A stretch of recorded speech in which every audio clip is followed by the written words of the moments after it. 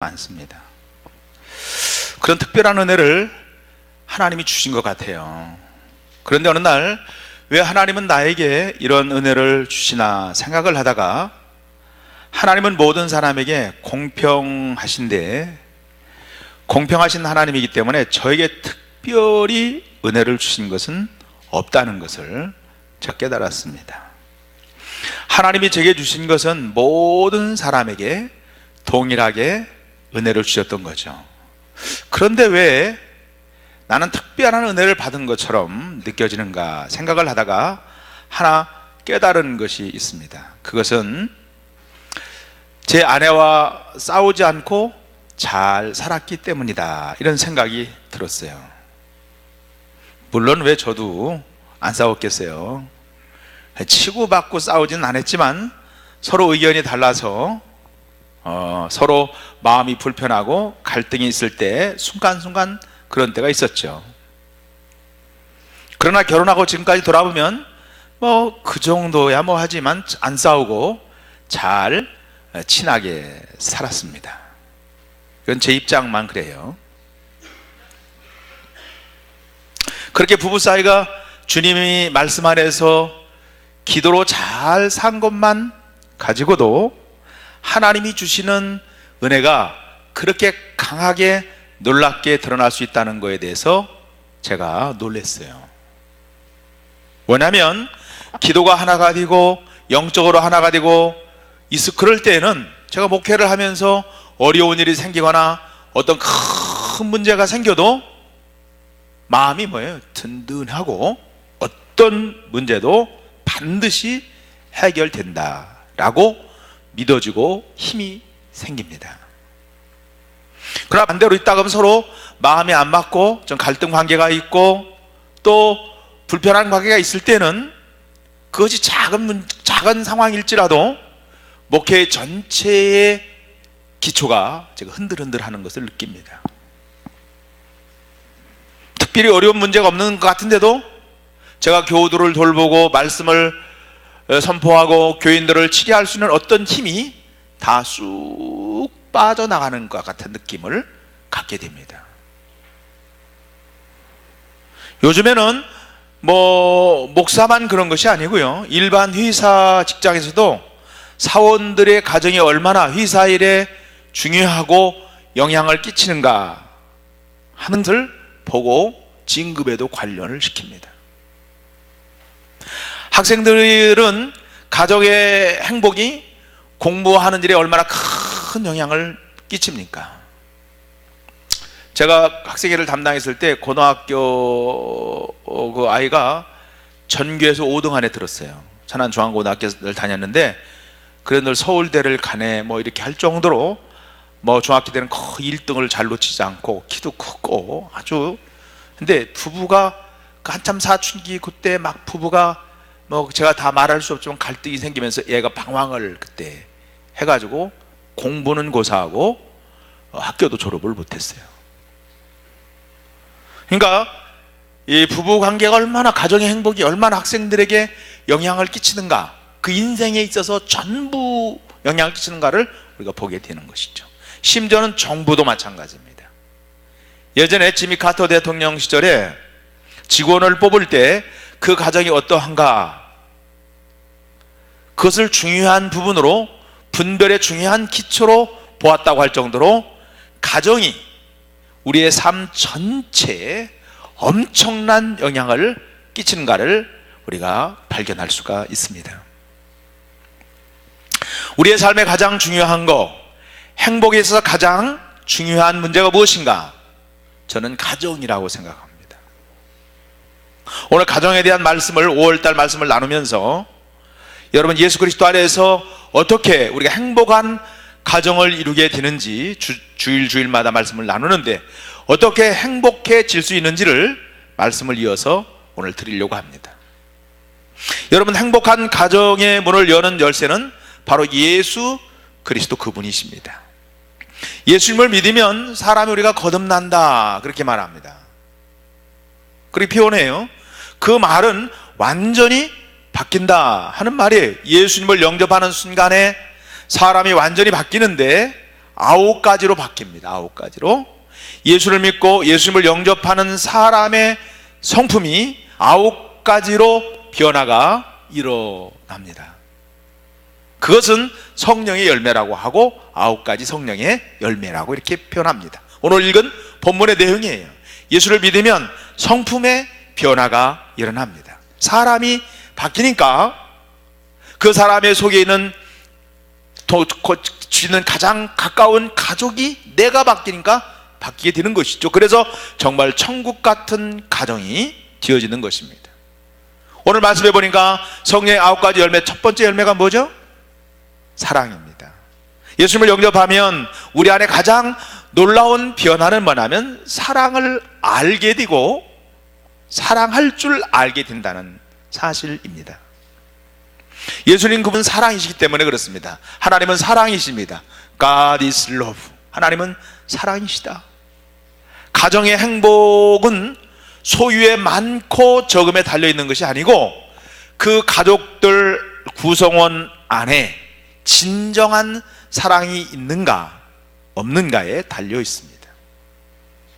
제가 아주 어려운 형편의 가정 이야기를 들었는데 남편 되는 분이 교통사고로 갑자기 세상을 떠났는데 이분이 떠나고 나서 사건을 조사하는 과정 속에 가해자라 하는 것이 판명이 드러났어요. 뭐 교통사고를 내다보면 가해자가 있고 피해자가 있잖아요. 근데 이분이 가해자 입장에 쓴 거예요. 젊은 부인하고 두 아들, 초등학교 3학년짜리 1학년짜리 두 아들이 있었는데 가해자의 남편이 세상을 떠났는데 그 사고 뒤처리를 하는 과정에서 있는 집 하나마저 다 날려버리게 되었습니다. 남의 집에 뭐 헛간 같은 곳을 빌려서 사골세로 삶을 사는데 이 부인은 두 아이를 맡아서 이제 키워야 되니까 아침에 6시에 나가서 빌딩에서 청소하고 낮에는 학교 급식소에 나가서 일을 하고 저녁에는 식당에 가서 설거지하고 이런 잡일을 하면서 하루에 3번씩 옮겨가면서 일을 억척스럽게 해야 하는 상황에 빠지게 되었습니다. 뭐 집안일은 할 수가 없죠. 아침 새벽부터 나가니까 할 수 없이 큰아이 초등학교 3학년이 애가 해야 하는데 다행히 그 아이가 말을 잘 들어주는 것입니다.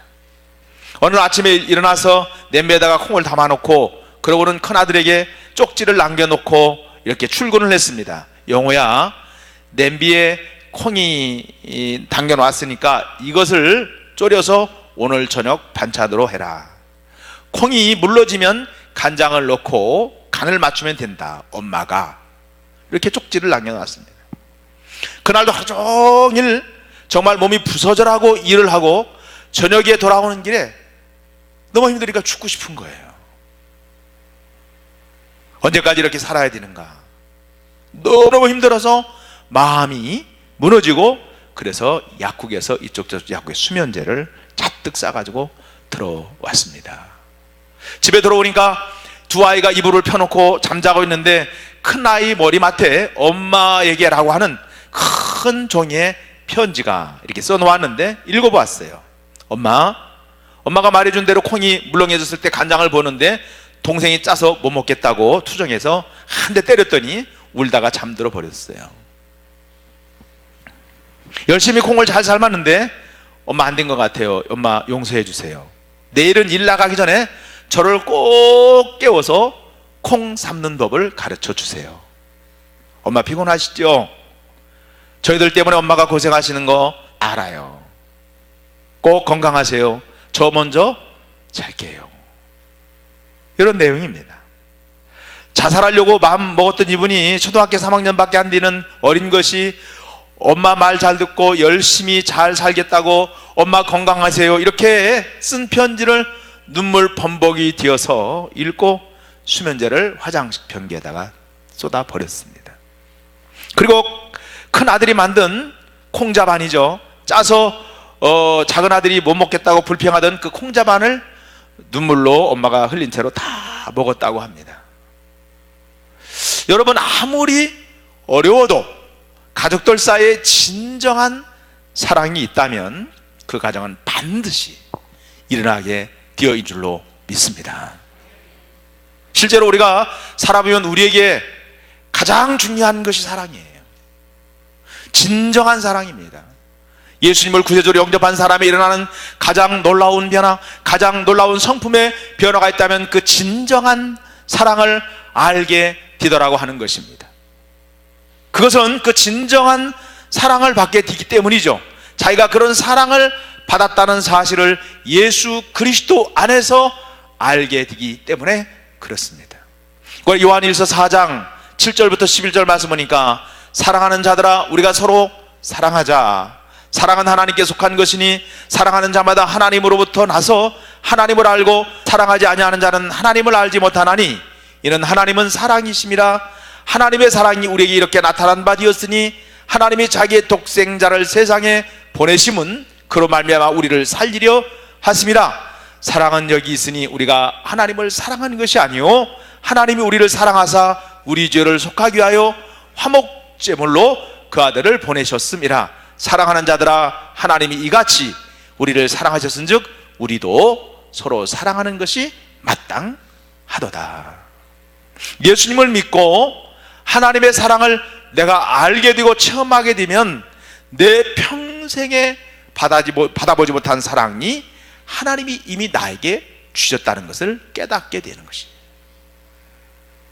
죄는 내가 지었고 내가 지옥에 갈 수밖에 없는 그런 죄인인데 하나님께서 그런 나를 여러분 사랑하셔서 내 죄를 대신해서 죄 없으신 독생하신 예수 그리스도를 십자가에 죽게 하시고 그리고 그 십자가의 제물 되신 것을 통하여 내 죄가 용서를 받고 그리고 나를 하나님의 자녀로 받으시고 성령님을 내 안에 보내셨다는 이 엄청난 놀라운 사랑을 내가 받았다는 사실을 깨닫게 되는 것입니다. 그래서 사랑을 하게 되는 것이에요. 그런 사랑을 경험했기 때문에 나도 모르게 뭐냐면 사랑을 하게 되는 것입니다. 이렇게 사랑을 하게 되는 것이 여러분 기적이죠. 그래서 가족의 변화가 일어나고 여러분 삶의 변화가 일어나는 것입니다. 이 사랑이 여러분 오늘 깨달을 수 있기를 간절히 축원합니다. 우리는 이 축복을 가장 먼저 누리는 사람이 가족이에요. 우리는 이기적이고 자기중심적입니다. 우리가 사람을 보면 우리가 그렇게 되어서 사랑을 하기가 쉽지가 않아요. 어느 부부가 등산을 하는데요, 아내가 올라가다가 다리가 너무 아파가지고 남편에게 여보 나 업고 가달라고 부탁을 했습니다. 남편이 힘들지만 남자가 돼가지고 아내가 부탁하는데 자존심도 있지. 그래서 못하고 아내를 업었어요. 아내가 미안해서 그랬는지 남편에게 여보 나 많이 무겁지? 그렇게 물었어요. 남편이 그 말을 듣자마자 그럼 진짜 무겁지. 얼굴은 철판이지 머리는 돌이지 간은 부었지 많이 무거워. 씩씩거리면서 무겁다고 그러더라는 거예요. 그러니까 아내가 얼마나 무안해요. 그죠? 정상에 올라가서 내려오는데 남편이 불쑥 올라갈 때는 내가 업어주었으니까 내려갈 때 당신이 나 업어줘 그러는 거예요. 아내도 올라가면서 업혔던 입장이라 할 수 없이 남편을 업었습니다. 남편이 그러더래요. 나 생각보다 가볍지? 그러더래요. 그래서 아내가 말했답니다. 그럼 가볍지, 머리 비었지, 허파에 바람 들었지, 양심 없지, 싹수 없지, 너무 가볍다 야. 그렇게 했다는 거예요. 여러분 우리가 근본적으로 다 자기 중심적이고 이기적이고 그런 사람이에요. 어떻게 우리가 여러분 사랑하는 사람이 될 수 있겠어요? 누가 하시는 거예요? 예수님이 하시는 겁니다. 한동대학에는 상담을 전공하는 교수님 한 분이 고등학교에 올라간 딸 이야기를 하셨는데요, 딸이 고등학교에 진학을 했는데 공부를 잘할까 못할까 누구든지 뭐 엄마 아빠라면 관심이 가고 신경을 쓰게 되어져 있습니다. 첫 번째 성적표를 받아왔는데 너무 실망스러운 성적표를 받아온 거예요. 아니 우리 아이가 그런 실망스러운 성적표 받으면 뭐예요? 부모님들이 당연히 실은 내색하고 화내고 야단을 치고 공부시키려고 하겠죠. 뭐 이 교수님 마음도 똑같죠. 그런 마음 똑같은데 그 교수님 마음에 계시는 예수님이 야단치지 못하게 그런 감동을 주시더래요. 야단치지 마라. 오히려 사랑한다고 그렇게 해라 하는 마음을 딱 주시더라는 거예요. 그래서 교수님은 자기 마음을 좀 자기는 속상해서 야단을 치고 화를 내려고 했다가 마음을 딱 누르고 주님이 주시는 마음대로 그 딸을 딱 안아줬어요. 정말 그런 성적표를 가지고 이 교수님도 좌절을 했지만은 주님 마음에 그런 생각을 했습니다. 나는 너를 성적 때문에 사랑한 것이 아니고 내가 성적이 좋든지 나쁘든지 상관없이 엄마는 너를 사랑해. 절대로 너는 그런 걸 잊지 마라. 그러면서 사랑한다는 표현을 했어요. 그리고 그 딸을 꽉 안아줬죠. 근데 이제 두 번째 성적표를 가져올 때 마음이 기대가 생기더래요. 왜냐하면 하나님 말씀에 순종해서 야단치지 않고 격려를 했기 때문에 두 번째 성적표는 어떻게 해요? 이 아이가 깨닫고 딱 잘해야 되는 게 이게 잊히잖아요. 그죠? 그런 마음이 들잖아요. 왜냐하면 그래야 그런 기대도 생기고, 그래서 두 번째 성적을 받아올 때 이렇게 보니까 성적이 더 떨어진 거예요. 아니 내가 첫 번째 그렇게 이해하고 사랑해 줬으면 딸이 감동을 받아서 스스로 공부를 잘해가지고 그래서 성적이 올라갔다, 이게 뒤야 간증의 역사가 일어나는데 그렇게 두 번째 그렇게 했는데도 성적이 더 떨어진 거예요. 그 화가 막 팍 올라온 거예요. 지난번에 그렇게 봐줬더니 말이야, 지가 알아서 해야지 말이야. 그때 예수님께서 또 자기 아래 계신 예수님이 화내지 마라, 그 일로 야단치지 마라, 그런 마음을 주시는 거예요. 그래서 자기 속상한 마음, 화나는 마음을 누르고 오히려 딸을 칭찬해 주면서 칭찬거리가 뭔가를 생각하고 칭찬을 해줬다는 거예요. 이제 세 번째 성적표를 가져오는 날이 되었습니다. 역사가 나타난 거예요.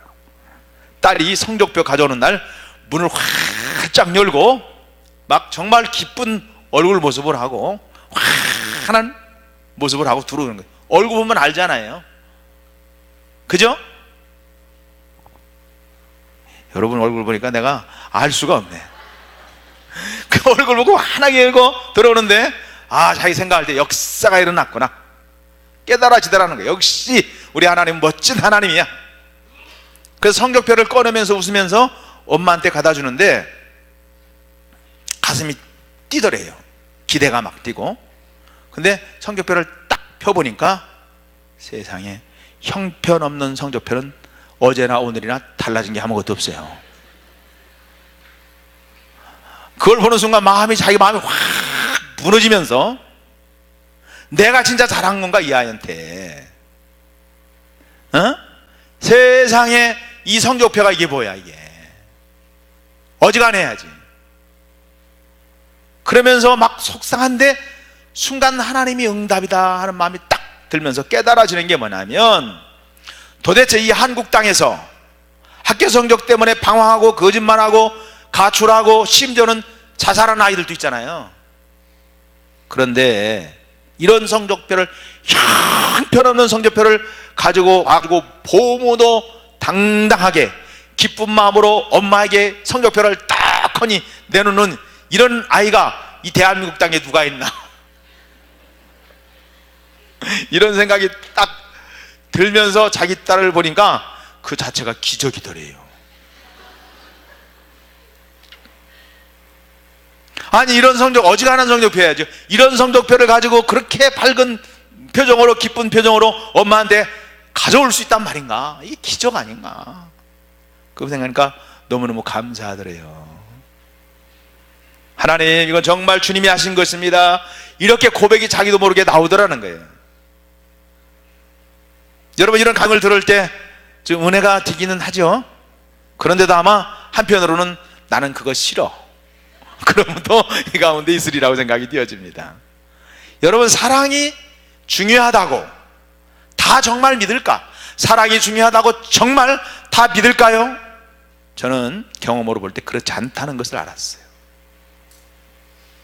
사랑이 정말 중요하다는 것을 믿을까? 정말 그렇게 믿으면 사랑으로 가야 되잖아요. 그런데 사람의 마음이 사랑이 참 중요하다고 느껴지지만, 그러나 사랑 가지고 어떻게 문제를 다 해결되나.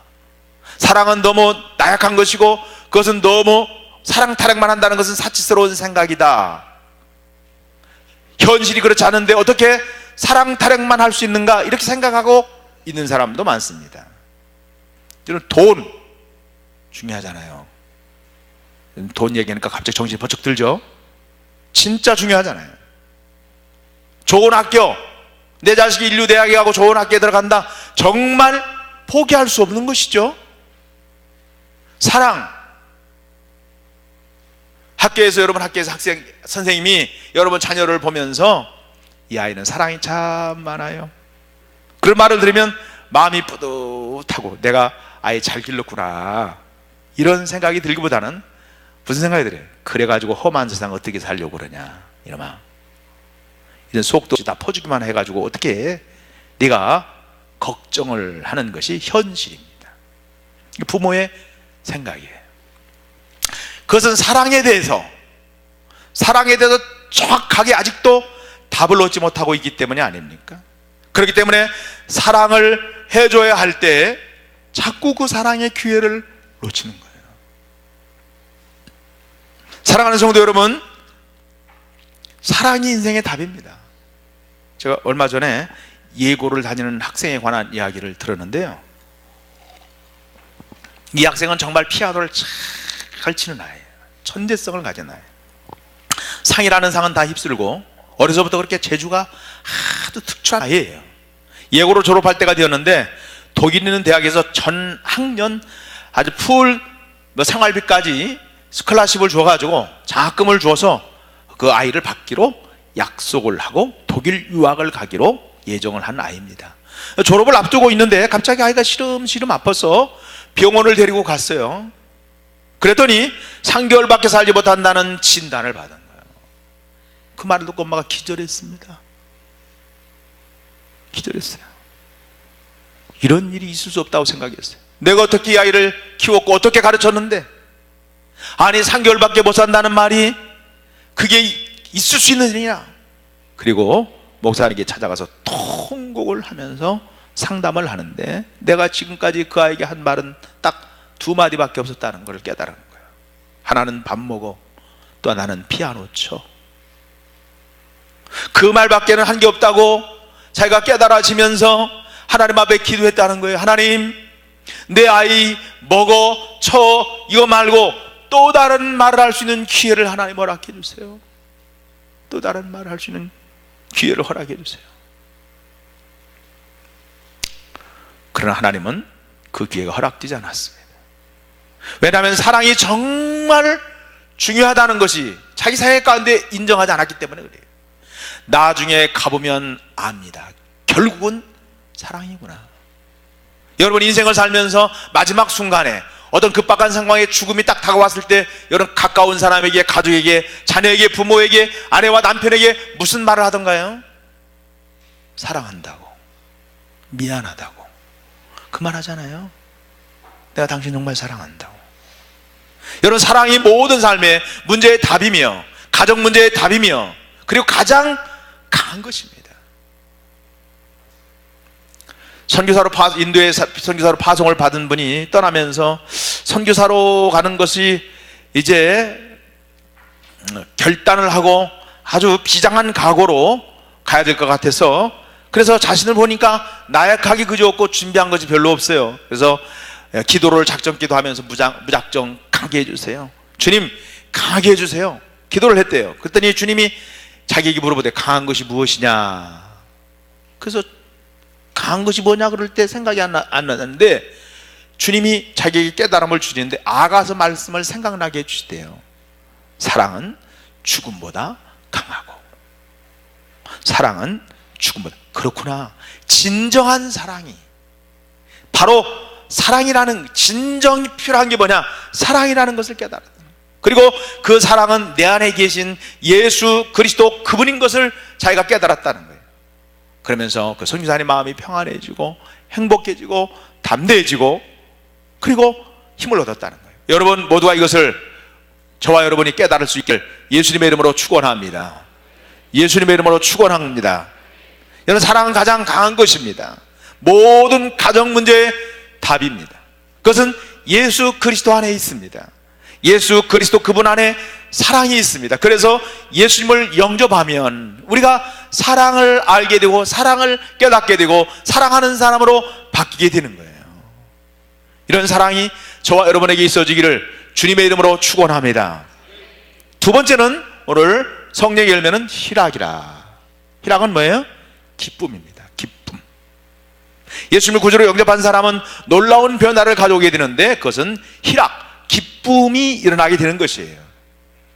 얼마 전 어느 잡지에서 기자가 한 칸짜리 옥탑방에 사는 새들어 사는 어느 부인을 인터뷰한 기사가 실었습니다. 그 기자가 물었습니다. 부인은 언제 가장 행복하십니까? 그 부인이 이렇게 대답을 해요. 밤에 빨래 넣을 때가 행복합니다.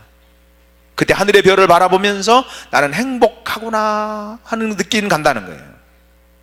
기자가 다시 물었습니다.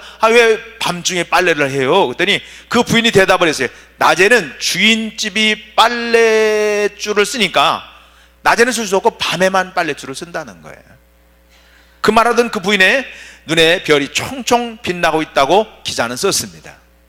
주인집에 새들어 살고 있기 때문에 밤이면 빨래를 해야 하고 그 부인은 그 빨래를 하다 보니까 밤하늘의 별을 보게 돼서 그래서 행복하다는 거예요. 너무. 자, 이렇게 말할 수 있는 것이 도대체 어떤 사람이기 때문에 이런 마음이 생길 수 있는가? 그 부인의 남편은 5년 전 식물인간이 되어서 꼼짝 못하는 사람이에요. 그런데도 그런 상황에서도 행복을 잃지 않는 비결이 뭡니까? 바로 그 부인이 예수님을 영접한 사람이에요. 그는 자신을 위하여 십자가에 위에서 죽으신 그 사랑을 알았습니다. 죄의 사함을 알았고 천국을 알았습니다. 구원의 감사가 어떤 것인가를 알았습니다. 그래서 자기가 식당 일을 하면서도 늘 손에 손 마를 일이 없어요. 고달픈 생활 속에서도 기쁨을 잃지 않았어요. 엄마가 기쁨을 잃지 않으니까 그 초등학교 다니는 딸도 잘 자랐습니다. 옥탑방에서 살으니까 뭐 형편은 어렵지만은 티 없고 너그러운 딸로 잘 자랐어요.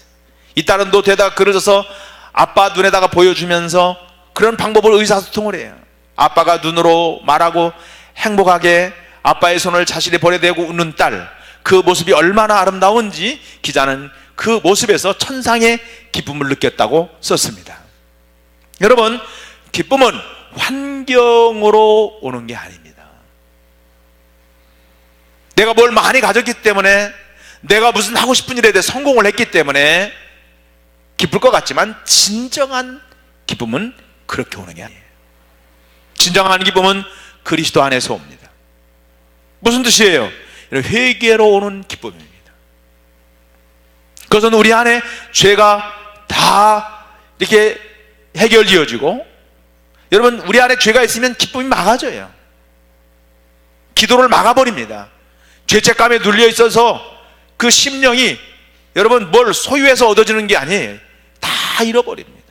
사도행전 3장 19절에 보니까 너희가 회개하고 돌이켜 너희 죄 없이 함을 받으라. 이같이 하면 유쾌하게 되는 날에 주 앞에 이를 것이라 말씀했어요. 예수님을 믿으면 진정한 회개를 하게 됩니다.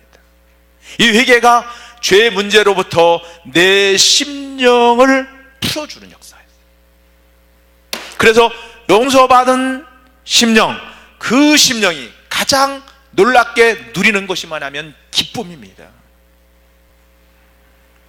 이런 은혜가 예수 안에서 이루어지기를 축복합니다. 할머니 한 분의 권사님 간증인데요, 80이 넘어 보이는 그 할머니 하는데, 이분이 담임 목사님에게 상담을 하는데, 상담을 처음 한 거예요. 해봤는데 오랫동안 신앙생활하면서 비로소 자기 속을 열어 보이시는데, 자기가 17살 때, 일제 때 시집을 17살에 갔는데 그만 아기를 가졌는데 남편은 징유에 끌려가서 두 번 다시 만나지 못했고, 아기를 가지고 있으니까 시댁에서 보기 애처롭다고 친정으로 돌아가라 그렇게 이야기를 하더래요. 자, 배가 불러서 친정으로 돌아오니까 먹고 살기 어려운 그때였거든요. 임신해서 돌아온 딸을 누구도 반겨주지 않더라는 거예요. 그러나 갈 데가 없고 어떻게 할 수 없으니까 거기서 아기를 낳는데 그만 엎친 데 겹친 대로 쌍둥이를 낳은 거예요. 쌍둥이. 여러분, 쌍둥이를 보고는 친정 식구들 다 고개를 돌리더래요. 아니, 애기 하나만 어려운데 쌍둥이를 어떻게 해? 이 17살 이 어린아이 여인이 이 문제를 어떻게 풀어볼 방법이 없는 거예요. 그래서 한 아이에게 젖을 안 줬다는 거예요. 그 주었죠. 한 아이만 키운 거예요. 자식을 죽인 어미의 죄, 이 할머니 권사님은 누구에게도 말하지 못하는, 말할 수가 없는 그런 죄였어요. 그 죄책감으로 평생을 살았어요. 예수님을 믿었지만 정확한 복음으로 그것을 해결받지를 못한 거예요. 그 권사님은 그 교회 청소를 맡아서 하셨습니다. 물걸레질을 하는 권사님을 한사코 주변 젊은 여성 교회원들이 이렇게 말려도 청소하는 것만큼은 절대로 내어주지 않고 청소를 한다는 거예요. 왜냐하면 예배당을 쓸고 닦으면서 이렇게라도 하면 하나님 앞에 섰을 때 자식 죽인 어미의 죄가 용서받을 수 있을까? 그 권사님이 평생 그렇게 사는 거예요. 그러나 이제는 정말 하나님 앞에 80이 넘으니까 갈 때가 되었는데 내가 정말 하나님 앞에 용서받을 수 있는가? 그래서 목사님에게 최초로 속을 열어보면서 목사님한테 상담을 요청을 해서 이야기를 한 거예요. 목사님이 기가 막히더래요.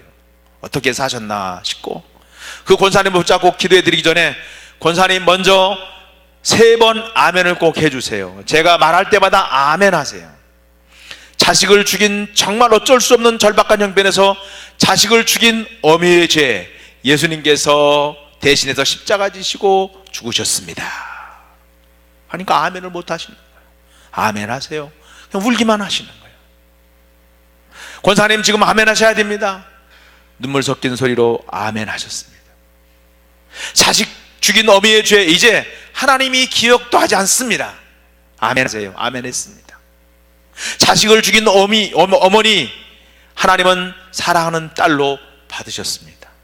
아멘 하시고는 펑펑 우시는데 그 권사님을 붙들고 목사님 다시 기도를 해드렸다는 거예요. 그리고 그 다음 주에 보니까 권사님 얼굴이 환하게 다른 성도들하고 얘기하는데 웃고 있더라는 거예요.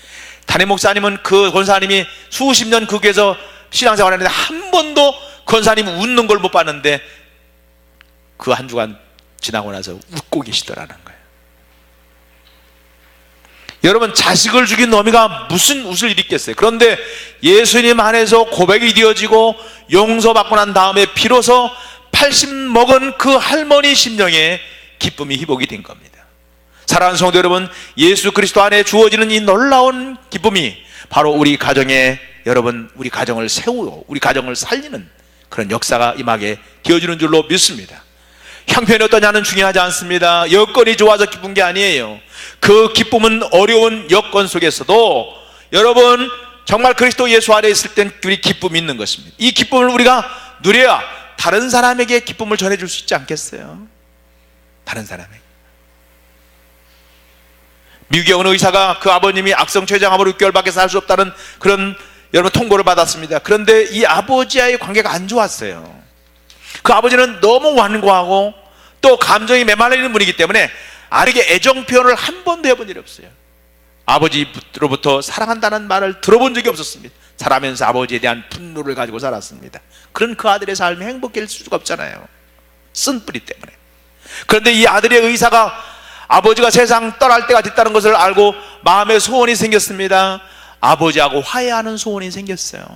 병원에 찾아갔습니다. 그리고 바짝 마른 아버지를 만났습니다. 그 아버지를 안하면서, 그리고 아버지 사랑합니다, 이 말을 들은 아버지가 얼마나 놀랐는지 온몸에 차득 긴장을 해서 아무 반응이 없더래요. 정말 마른 나무 토막 안고 있는 것 같은 느낌을 받았대요. 그렇지만은 아버지 변화가 가망이 없구나, 낙심되어 왔지만 포기할 수가 없어서 아버지가 돌아가실 때까지 계속 아버지 사랑한다는 말을 했다는 거예요. 갈 때마다 끌어안고 아버지 사랑. 몇 달이 지나서 아버지를 끌어안아 주는데 아버지도 팔을 자기를 다 끌어안더래요. 아무 말도 하지 않았지만 아버지 그 손길이 통해서 아버지가 얼마나 자기를 사랑한다는 그 마음을 가졌는지 알았다는 거예요. 아버지가 자기를 알아줬다는 걸 알았다는 거예요. 그리고 몇 주가 지나서 아버지를 끌어안고 아버지 사랑합니다 하는 아들에게, 얘야 나도 너 사랑한다, 미안하구나 하고 말을 하더라는 거예요. 아들로서 평생 처음 들어보는 아버지로부터의 사랑한다는 고백이었어요. 마음이 너무 기뻤다는 거예요. 여러분, 가정 안에 진정한 기쁨은 진정한 회개에서부터 오는 것입니다. 하나님과의 관계에서뿐 아니라 부부 사이에서도, 부모와 자녀 사이에서도 진정한 기쁨을 가로막고 있는 죄의 문제를 해결하는 데부터 오는 것입니다. 고백으로 이루어지는 것이에요. 가정의 행복을 정말 원한다면 우리는 죄를 깨닫고 미루지 말고 하나님 앞에 고백하고 가족들에게 고백하십시오. 완벽한 부모의 모습보다는 잘못했을 때 잘못했다고 하나님 앞에 무릎 꿇고 회개할 줄 아는 그 부모, 자녀들에게 미안하다는 그 부모, 그 마음이, 그 마편이 사람들의, 가족의 마음을 여러분 풀어내는 역사가 임하게 드리는 것이에요. 사랑하는 성도 여러분, 우리가 그리스도 예수 안에서 구원의 역사, 여러분 가정 안에 사랑의 역사가 일어나고 있습니다. 여러분 기쁨의 근원 되시며 사랑의 근원 되시는 주님의 역사를 여러분 경험하는 저와 여러분 되기를 간절히 축원합니다.